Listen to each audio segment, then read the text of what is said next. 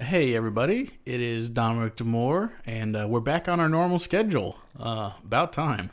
We are finally, I wouldn't say we're over the championship hangover, because we'll be talking that for years to come, but now life happens, you got to get back to the real world. So we are here, and we want to thank you all for tuning in to the second, possibly third best thing. Actually, it could be fourth best thing you hear this week, seeing as we released the show on Monday.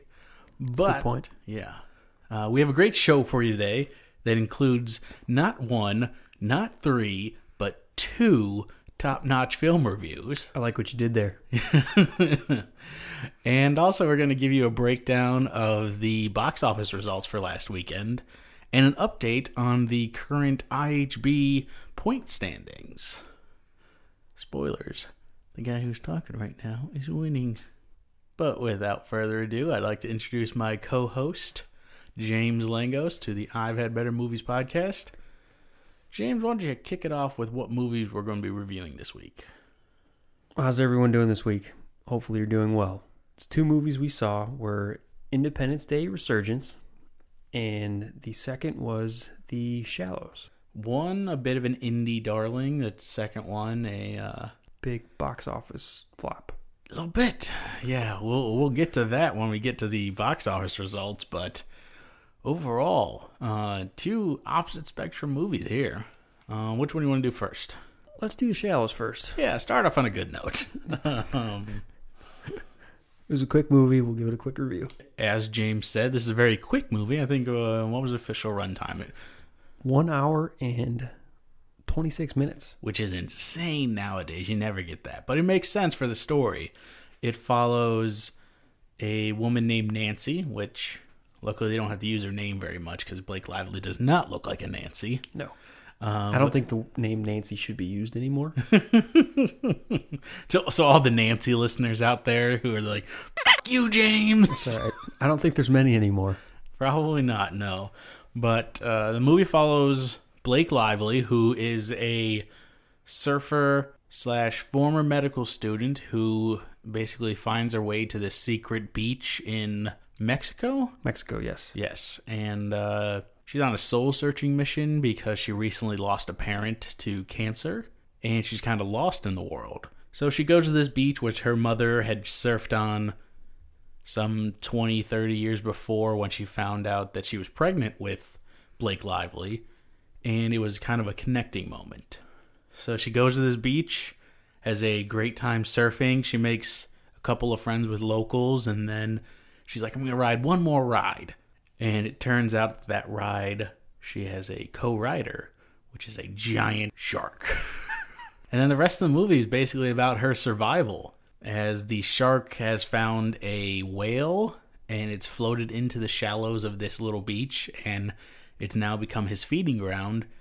And whenever essentially Blake Lively dips a toe in the water, the shark's like,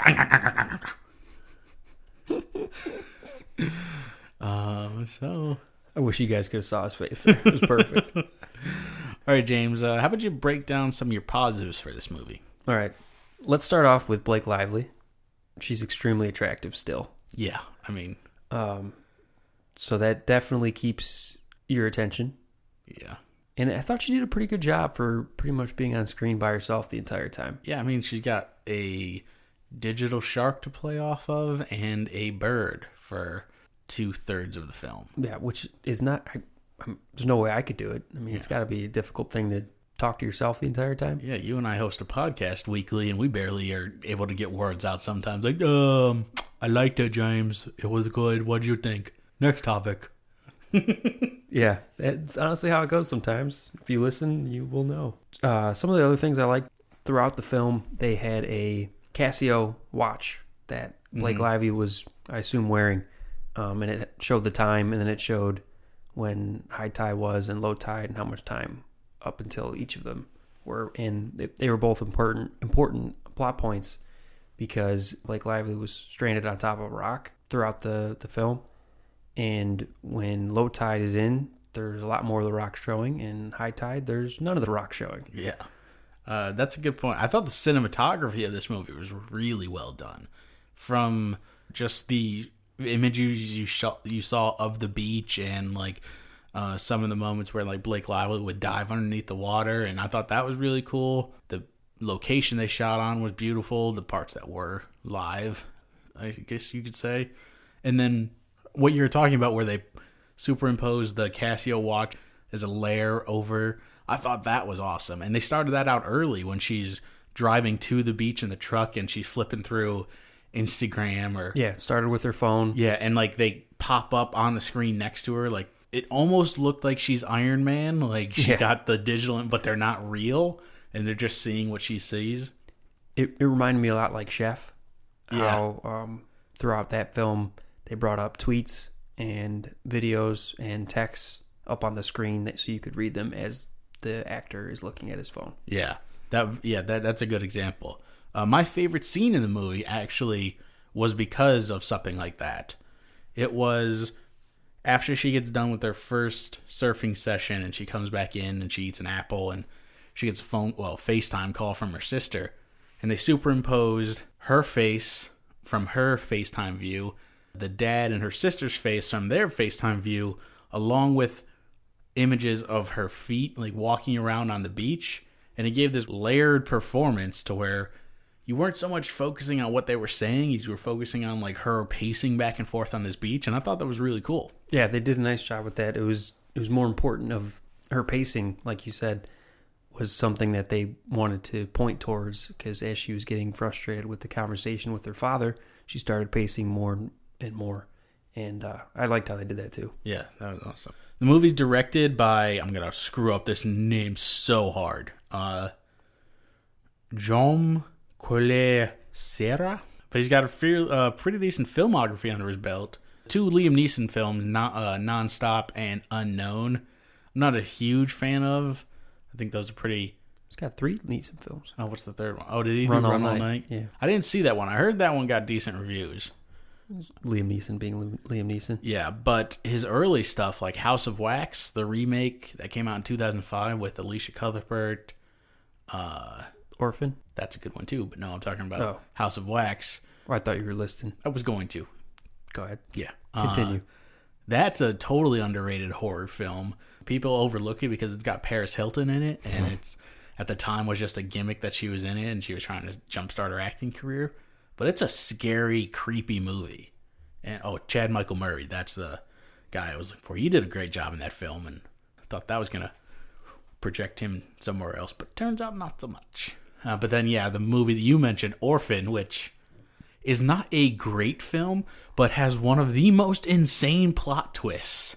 Have you ever seen the movie? Nope. Oh, the plot twist at the end is like, what the hell? Like, I'm not saying it's on Sixth Sense level, but you will walk away from it being like, what? Like, it's insane. I highly recommend you go check out that movie. Plus, I think it's Vera Farmiga. You're a fan of her, so I am a fan of her. Yeah, and Bill Skarsgård. Yep. So they do a good job. Yeah. So he directed the film. The script was on the 2014 Blacklist, which, for those of you guys who are unaware, that is a list that goes around Hollywood of the most liked unmade screenplays of that year, which makes sense with how much you and I both kind of enjoyed this film for what it was. Yep. Yeah. Some of the things I liked, I was expecting the movie to be a bit more like flashbacky. I expected her to like get stuck on the rock, because you knew the story of it going in with the trailer, and like her to get stuck on the rock, and then it to jump back for 15 minutes of her sitting with her mom going through cancer treatment or something in a hospital. But they didn't do that. They didn't. It was more just images. It wasn't flashbacks. They kind of flashed things, or you saw pictures that she was looking at. Yeah, but it was very in the moment, and it was very much a survival movie. So I'm glad they didn't lean on that crutch of flashbacks. The soundtrack I really liked too. It was fun at points, it was dramatic, and it had a very Caribbean ocean feel, but at the same time very poppy. Yeah, the more we talk about this, the more I liked it. I know. When I was like going through and writing down the details for my review that I'm going to write, which you can find on www.ihbpodcast.com, it was kept getting like, oh, that's something else I liked. That's something else I liked. But then again, we haven't got to the negatives yet, so that'll happen too. All right, now for those dreaded negatives that we mentioned. I think we're just going to talk about the shark, really. I mean, everything else we kind of liked, right? For the most part, yeah. I mean, yes, the shark will be the biggest issue of this review. First thing first, the shark went way too Jaws for the revenge in this movie.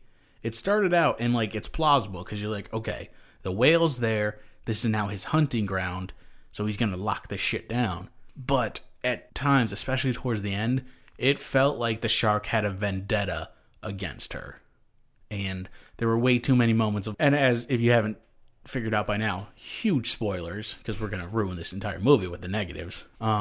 But she makes it to the buoy or the what are those things called? We go with buoy. It's the metal thing in the middle of the water. Buoy with the light. Yeah, that signals like, hey, you're about to run aground, and also it's if you are lost at sea, you can swim to it and get saved. She makes it there, and at one point the shark like attacks it, and not attacks it like you see in movies or on Discovery Channel when the shark goes up and like kind of bites the cage that somebody's in, like straight up eats like 300 pounds of metal. Yeah, it's trying to eat the entire thing and break it. Yeah, and it's like, all right, it's you've played it to this point where it's just a shark. Like, it's not a supernatural shark. At no point were you like, that shark is 33 and a half feet. That's the largest great white we've ever seen in these waters. Wow. They shouldn't be here. Like, there was no that moment. Thank God. Yeah. 'Cause that would have sucked. Yeah, so they played it really, like, realistic. So when he started doing stuff like that, it's like, oh, come on, you don't need that. You can have her trip or something, or have the buoy break. It could be all rusty, which it was. Yeah, instead of the shark like figuring out like, if I run into this 8 times in a row, it'll break loose. And despite the fact that I have a giant whale behind me, which I'm protecting to eat, I'm going to go after this thing that I'm a shark. I don't really know what it is. Anyway, it didn't really make sense from that point. I have more. Yeah, I mean, the problem is if you kind of take away some of those points, the whole movie's kind of shot.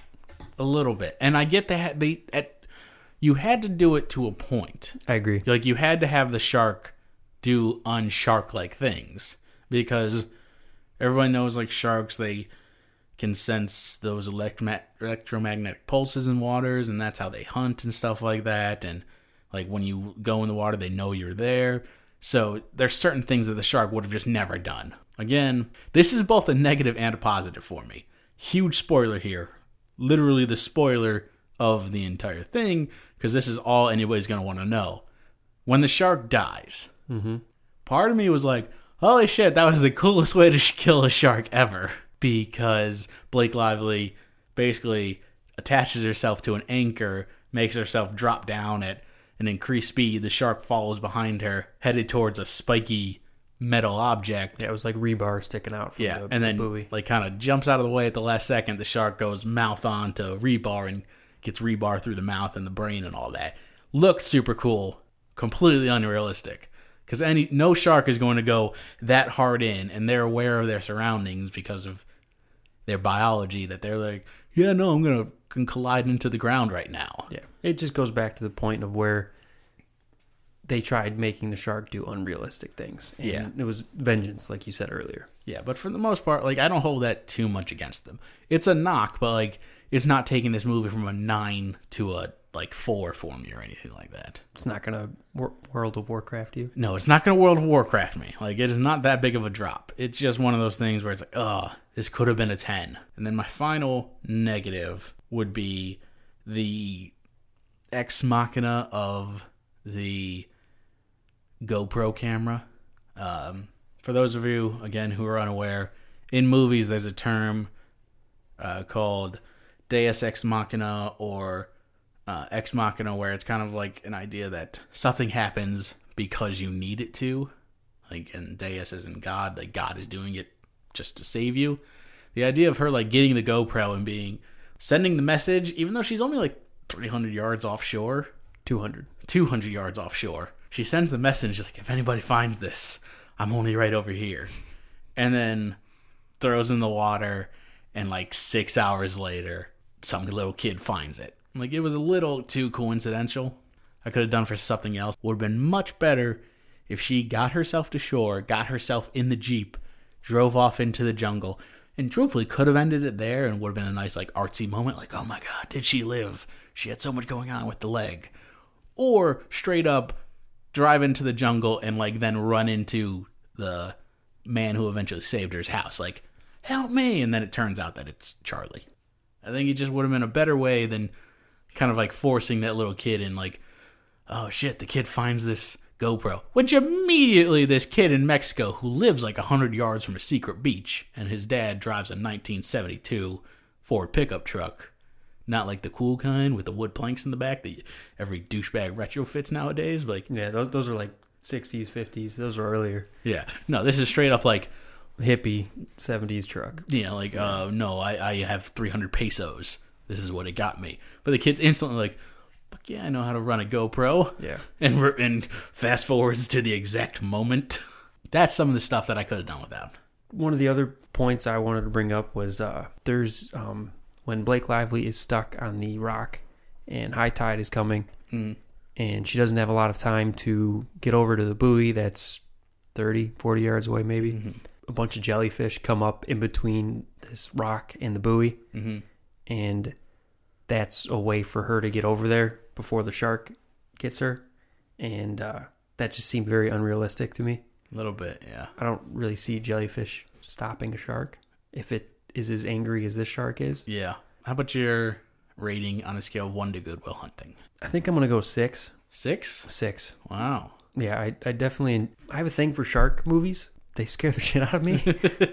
Because I also swim in the ocean. Yeah. And I feel like it could happen. And I have a quick story from my fear of sharks. When I was a kid, I went to Disney World. And they had the Jaws ride. And they actually recently just shut that down, so that was around for a while. But you basically on this boat, and you go across this water thing, and a shark pops up, and my dad decided to hold me out over the edge of the boat, and while the shark was right there, and I remember just screaming, and didn't end well for me. Yeah. I don't think I've ever told you this, James, but... apparently, we both had bad parents because my mother also took me on that ride when I was far too young. Yep. And this is one of those moments my mother openly acknowledges, like, yeah, I probably traumatized you a little bit with that one. Like, I told you it was going to be a nice little fun boat ride, and it turned out not to be. Yeah, they did a very nice job scaring children on that ride. They did. So you went 6 flat? 6 flat, 6 even. Nice. I'm going a little higher. I am going to deliver a 7.2 out of 10 apples. I liked it. I thought Blake Lively was good. There weren't enough detractors for me to go any lower than that. Like, and just going off of my yearly rankings, like I gave How to Be Single a 7. And I enjoyed this movie much more than How to Be Single. And I thought it was film-wise made better. The cinematography was obviously better. So yeah, I had to go 7.2. Yeah, I agree. It was just it was a good film because I was interested the entire time. Yeah. It is short, so you take it out as, but it was good. Mm-hmm. Yeah. All right, so we both just gave you our thoughts on Blake Lively's The Shallows. If you saw the film, let us know what you thought. Leave us your comments in the section below this video. Even pop over to Twitter or Facebook to let us know, just at IHB Podcast on Twitter and the I've Had Better podcast page on Facebook. All right, next up, we have the much anticipated, yet equally, oh god, they're making this sequel, Independence Day Resurgence. Why don't you give the breakdown of the film? All right. Because there's a lot of details to this. A little bit. So the film starts off, we are 20 years in the future. Always there to cash in on like, hey, this important date's coming up. I wonder if studios just have a calendar. Oh, absolutely. Some dude's got like a Google Calendar reminder set up. Like, it's just some intern in the basement who runs up every other week and is like, Independence Day 2! 6 months away! Yeah. Yep. It is the July 3rd, 4th area. The world is about to celebrate 20 years of peace amongst all the nations and how they all came together to fight the alien invasion, while at the same time installing some very high-tech weaponry on the moon as a space defense type deal. And we're introduced to some new characters who are related to characters from the first film, such as Will Smith's son, who's played by Jesse T. Usher. Mm-hmm. Yeah. And President Whitmore, who's played by Bill Pullman, he returns, but we also meet his daughter, who is not played by the same actress. I thought that was a little weird, but she's replaced by an actress named Maika Monroe. And so during this celebration, it turns out that this orb comes through space and doesn't send out any signals or anything like, hey, we're coming. And the U.S. the world is now like, oh crap, we're going to get invaded again, and decides to blow a hole through it as opposed to waiting to see what they want. Thing crashes. Jeff Goldblum goes to investigate. They get whatever technology's there. They bring it back to investigate it. And then the aliens show up and wreck shop. They've got a ship the size of half the world. It lands. Our gravitational pull doesn't get thrown off. Whatever. And now the aliens are back to steal the core of our planet. And thus we start a brand new battle in which Liam Hemsworth and Will Smith's son go into battle to fight off this alien nation. But then we learn, oh shit, we're screwed. We're not ready. That's a basic summary of the movie. I know it wasn't good, but the movie wasn't good, so that's all you're getting. James, what are your positives from the film? Try to focus really hard. All right, positives. I guess, okay, we'll take this as a positive. Liam Hemsworth was not the worst actor in the film. Yeah. I have that as both a positive and a negative. I have that, the way I literally wrote it was, Liam Hemsworth was better. What I didn't like, Hemsworth was better because everyone else sucked. Yes. Jeff Goldblum was okay. Yeah, he mailed it in a little bit. A little bit. But I don't know if that's completely his fault. Mm-hmm. I still enjoyed Bill Pullman, President Whitmore. He got better as the movie went along. He did. Well, I think that was probably the way they wanted it to. True, but even his craziness in the beginning, I wasn't really buying it. I'm saying his acting overall. He could have acted better crazy, and I would have been like, oh no, he's pretty good. It wasn't just the fact that he was acting crazy that I didn't like. Yeah. Judd Hirsch. Yeah. Not sure if we needed him. I'll tell you right now, we didn't. Okay.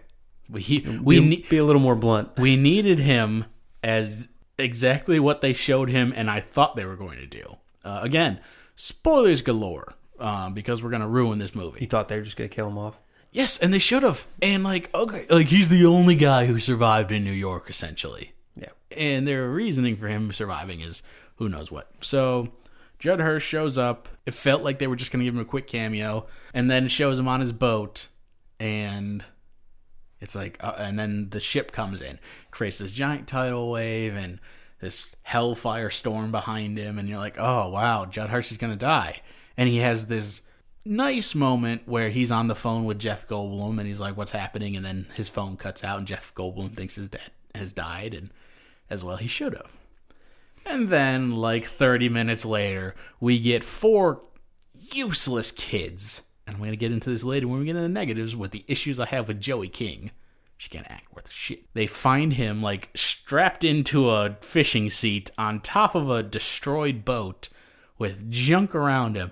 And it's just I think he's knocked out. We're okay, though, despite the fact he's 97 years old and just survived a tidal wave crash. I want to know how they carried him down. That's a good point, too. Because he's up, on the top deck of a boat and strapped into a seat. Yeah, and they show him waking up in the car, so it's not like he woke up, helped himself down, and then fell back asleep in the car.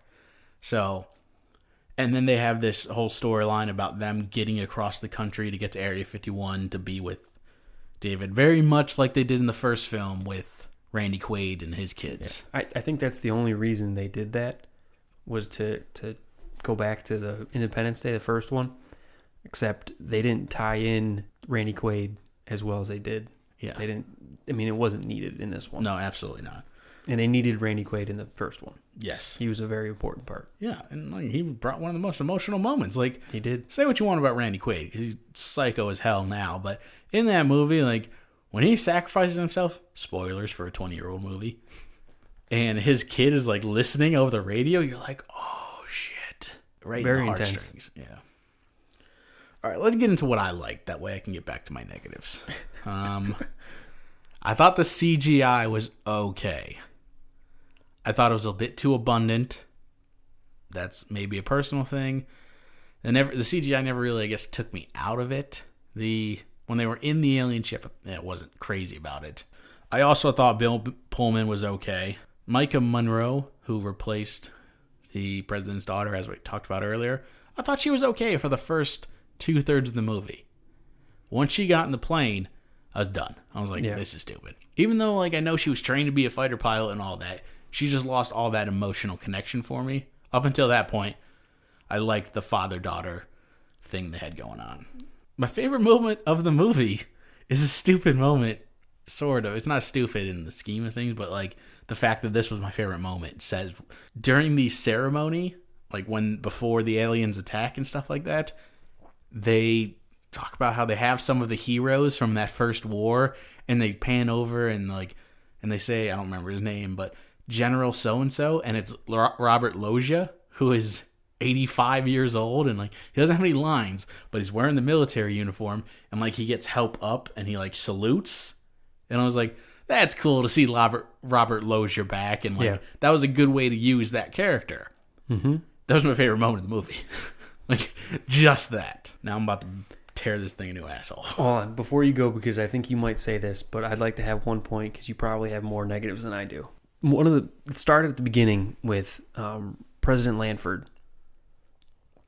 She was always attack first mode, which didn't make sense to me, because she should be about all this peace stuff, because that's the way the world is right now.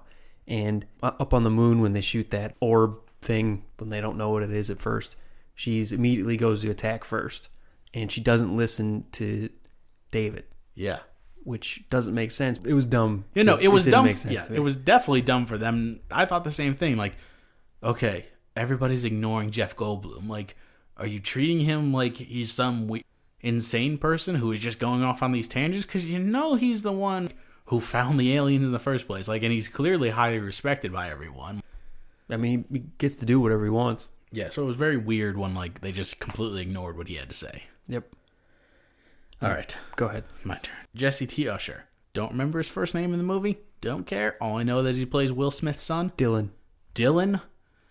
The worst acting performance of the year by far, and honestly, probably in my top 3 of all time. This guy couldn't act drunk if he was 30 beers in.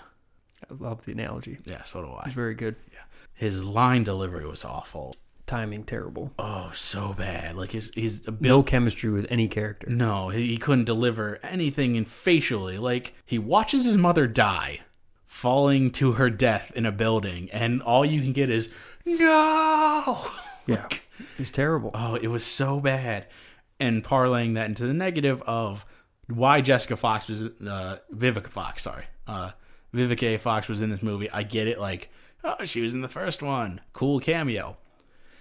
But I'm sure 90% of the people who remember her from the first film were like, wasn't she a stripper?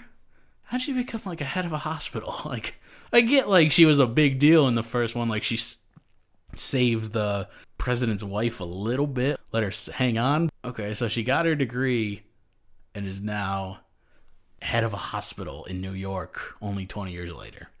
Doesn't make sense to me at all. Bit of a stretch. Yeah, a little bit. And also, just with how short her cameo was, flesh it out a little bit. And maybe I'll believe it or care. But she got 3 scenes. Yeah, way too quick. Yeah. Jesse T. Usher's feud with Liam Hemsworth, I don't care. Like, yeah, it wasn't necessary. No, because Usher was such a bad actor and that character was so awful, it made it worse. Like, I feel like you could have done something good with this. I think if they would have made the character, instead of like a good pilot and like a real good soldier and stuff like that, if they would have made him more selfish, hey, my dad was this guy, and I've and made more of a comment because they're the legacy squad or whatever, where, oh, I got this position because of who my father was, and then when he sees his mom die, that like clicks him in, and that's when he becomes a good pilot. Well, not a good pilot, because there will always be a good pilot, but like locks in and says like, I have responsibilities. I lead these people. I just watched my mother die, blah, blah, blah, blah, blah. That would have been way better. Instead, you got this weird thing where it's like, you almost killed me. Yeah, you are a fighter pilot. That stuff happens. Yeah, like, shit happens. Yeah, I get like he tried to do a move that wasn't sanctioned, but yeah, it's an occupational hazard. You lived.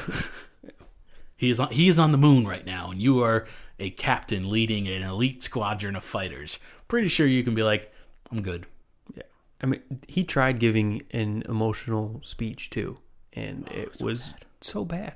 I didn't even care. Yeah, I was listening to Collider Movie Talk today. I reference it all the time on here, but Christian Harloff, one of my favorite hosts of that show, he was talking about how what they screwed up was with infusing the alien technology, they lost that connection to like the real world, and it felt more just like a utopian future where they have all this, and like you didn't get Earthlings against the universe. It was more like, oh, these people are fighting those people. They didn't feel like they were out of this reality.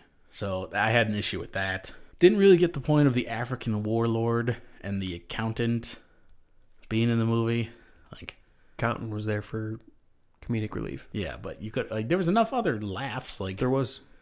Jeff Goldblum is normally a funny person. He's got plenty of laughs just himself. Yeah, you could have cut him. Same thing with the scientists, the copyovers from the first movie. The fact that they were in this movie was pointless. Everybody's like, oh, that the long-haired one died in the first one. Turns out, no.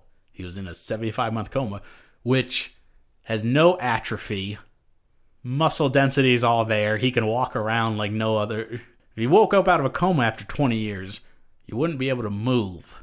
Yeah. So that I had a major issue with.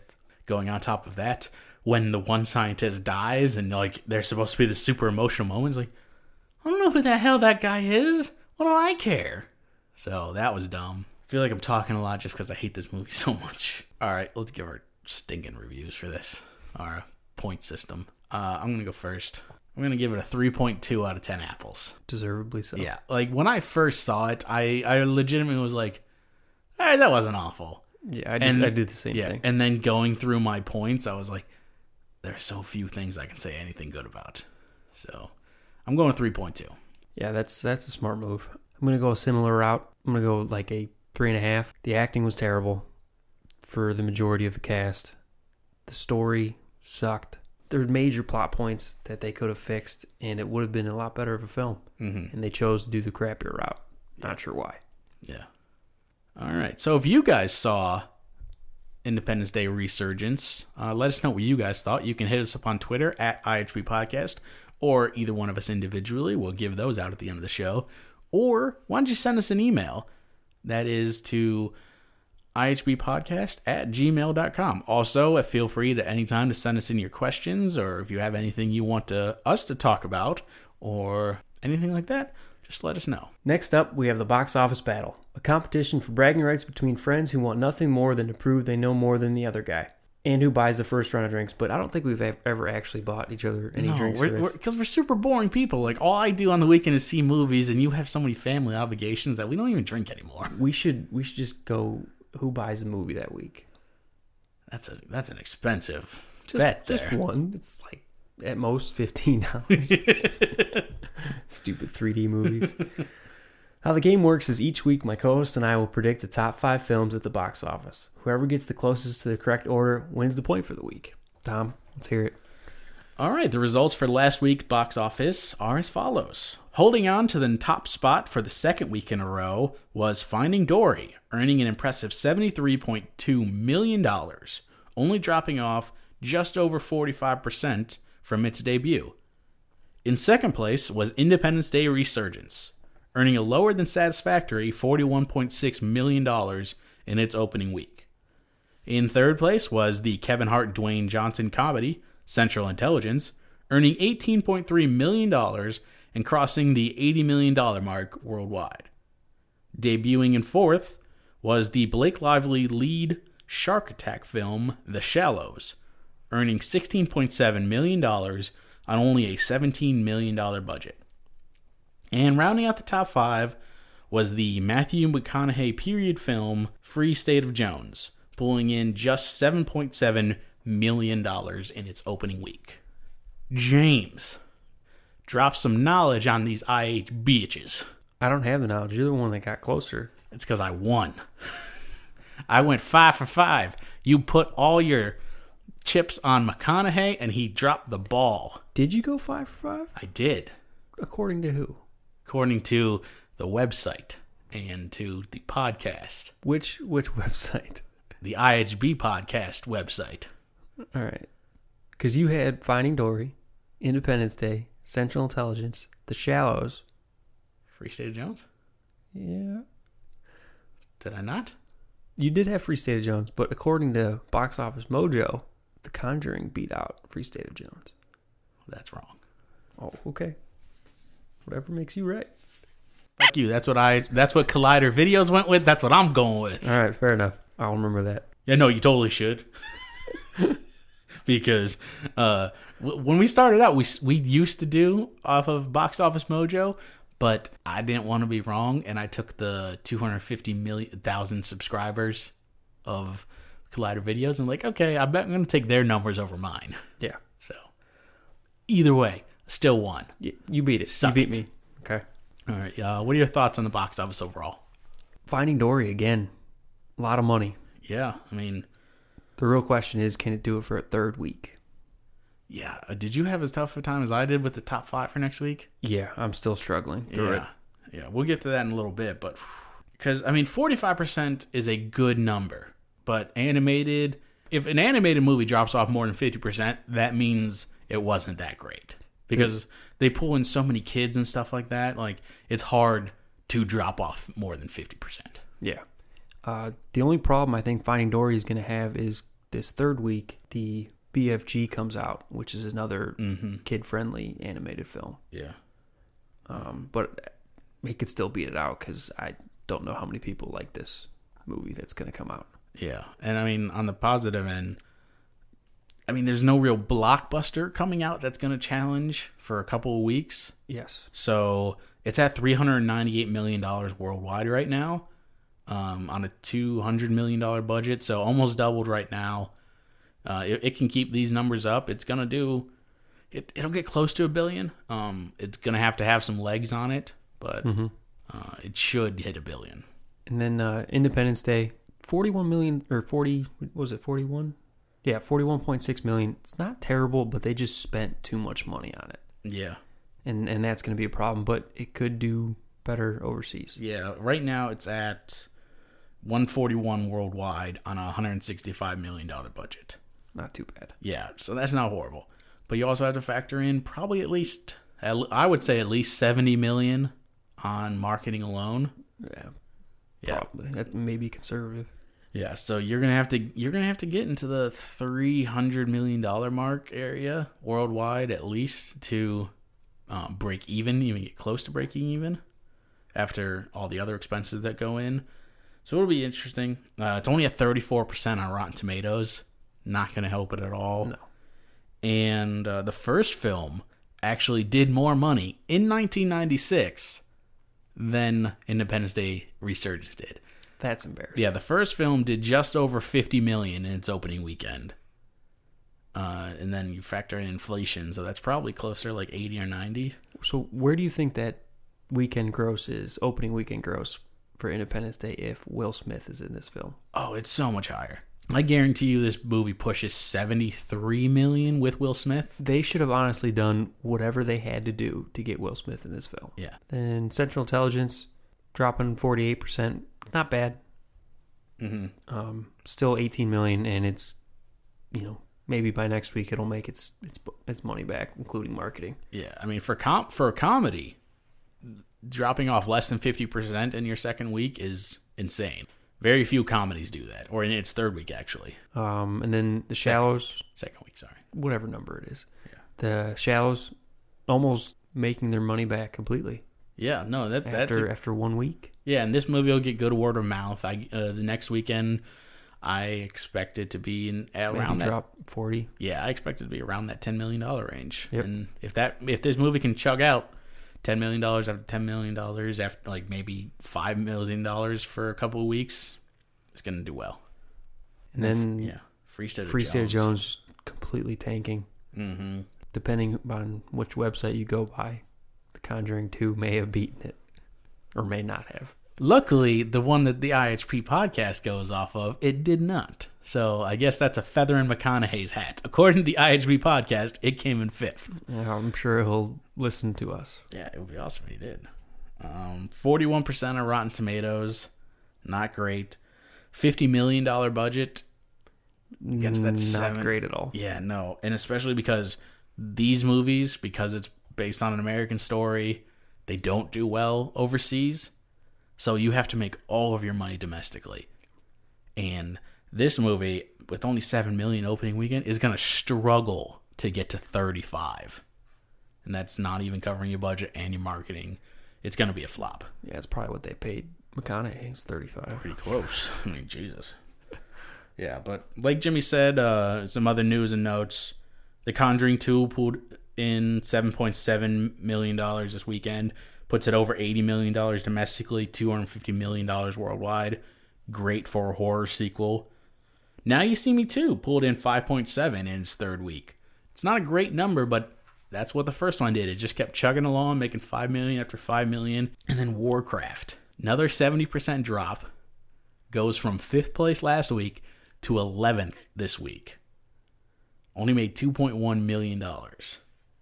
Granted, it's currently at 412 worldwide, but imagine if this movie didn't bomb domestically. We would absolutely be like, sequel. Yeah. Even now, they're probably going to get a sequel making $400 million. That's usually the good number to get to. You make $400 million, you get a sequel. But, whew, what a bomb. All right, James, time for the good old-fashioned competition. What is your top 5 predictions for next week? This was a real struggle. Yeah. This is not a good week. No, it is not. So I think I'm going to go Finding Dory at number 1, because if it drops another 40%, maybe even 50, that's still 30, 35-ish. Mm-hmm. Legend of Tarzan, and this is a bit of a gamble, and I think it just because people like Tarzan and what happened recently in the news with the gorilla being shot might help this movie. You think the gorilla getting shot is going to, like, yeah, I would totally want to go see a couple of gorillas get punched in the face. I think people might just want to see it because of that. Makes sense. It could go either way, though. It's a solid theory. That is a better theory than what I have. And then the BFG coming in third. Is it Disney? It's a Disney film. It is a Disney film. Yeah, because they made a big deal about this being the first time Spielberg has worked with Disney. Yeah, it's a Spielberg film. It could help it a little bit. First time on an animated Disney film. Yeah, it could help it, but then again, it's directed towards kids, and I don't think kids care as much who's directing. And then The Purge at number 4. I think it's still going to make some money, even though this is the third Purge. Somehow it's going to do some money. And then Independence Day at 5. I'm not sure if that's such a great move, but it's got to be at least maybe 18 million. You would think. It's not going to drop off. We're not going to see. I don't think we're going to see Warcraft numbers where we're dropping off 75 or 70%. Yeah. This is going to be an interesting week competition-wise because there's going to be some real bragging rights if one of us gets this right. Yeah, that's true. Because we're probably the most opposite we've ever been. I have Finding Dory number 1. We both agree on that one. Then I have BFG number 2. Then I'm going The Purge 3. Then I'm going Independence Day. And then I'm wrapping up with Tarzan. It's just... Finding Dory, I don't know if it's going to do number 1. Like, if it drops off more than 50%, I think one of these movies could topple it. I don't think so, but it's possible. I'm worried The Purge does. The Purge, the second one, made $29 million opening weekend. People love the second one. Those movies have a cult following. So, if this movie does at those numbers... This film is even directed towards, 4th of July, too. Yes. It's very 4th of July centric. So, I think it does at least 25, if not more. So I'm putting that 3. Independence Day, I think, similar to you, it's going to drop off 40 to, well, it's going to be way more 40, like 55 to 60%, which will put it around that like $18 million range, $15 million range. Mm-hmm. And then I think Tarzan's going to bomb. I really do. I think they're basing it off of Alexander Skarsgård, which I don't think he's got a huge following. Margot Robbie's got a decent following, but I don't think people are going to really tune in for her movies to see her as, like, granted, she's a little bit stronger of a damsel in distress, but not that much. We all know that Christoph Waltz does not draw if he's not in a Tarantino film, and Sam Jackson is in everything. So I don't think anybody's going to see this movie. I could definitely be wrong. This movie could easily be number 2. It's a toss-up. Yeah, but I'm going number 5. All right. You guys can let us know what your top 5 are. You've heard our predictions. Hit us up on any of the social media, which we're about to give out. And also, you can send us an email. The IHB podcast at gmail.com is the site you can send it to. I will read it. I will answer it. James will tag along. Yeah, he'll make his comments. I'll include those in there, and then we'll make this happen. Also, you can guys send us questions or comments, or if there's any certain stories that maybe we don't talk about, but you guys want to hear about, let us know. We'll look it up, we'll do our research, and we'll get back to you guys. All right, I want to thank you all for tuning in. If you enjoyed the show, please like this episode and subscribe to the I've Had Better Podcast Network. Also, you can follow us on Twitter at IHB Podcast, and on Facebook, go like the I've Had Better Podcast page. James, tell the people where you reside. I am James Langos, and you can follow me on Twitter. And my Twitter handle is @the_Kaiser_Soze. And you can follow me on Facebook as Jimmy Langos. And website that you need to check out is www.ihbpodcast.com. And please subscribe to our iTunes. And you can find that by searching IHB Podcast, IHB Movies. What's the other one? I've Had Better Podcast. I've Had Better Podcast. Yeah. All of them work. Yes, they do. I have tested them all thoroughly. Mainly because I'm the only one who looks for them. But I am Dominic Demore, and you can follow me on Twitter at Domdemore. That's DOMDEMORE. Or on Facebook as Dominic Demore. James, how was your show today? I've had better. Well, I didn't ramble on about Helen Mirren in a bikini, so I guess we have had better. Good night, everybody.